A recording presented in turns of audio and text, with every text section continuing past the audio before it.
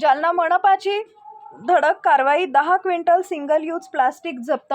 नवीन मोंढा परिसरात संयुक्त छापेमारी, व्यापाऱ्यांकडून 30,000चा दंड वसूल।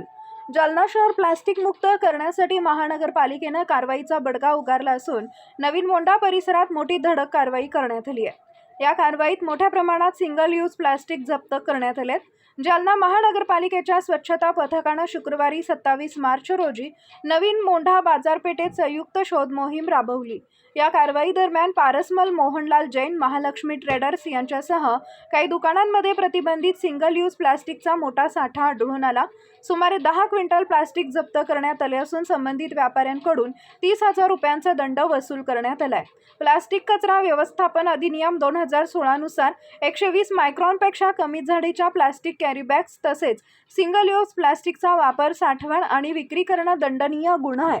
अतिरिक्त आयुक्त अर्जुन गिराम यांनी सांगितले की नियमांचं उल्लंघन करणाऱ्यांवर यापुढे अधिक कठोर कारवाई केली जाईल। महानगरपालिकेकडून अशा कारवाया पुढेही सुरू राहणार असून शहर स्वच्छ आणि प्रदूषण मुक्त ठेवण्यासाठी नागरिकांनी सहकार्य करावे असं आवाहन प्रशासनानं केले आहे।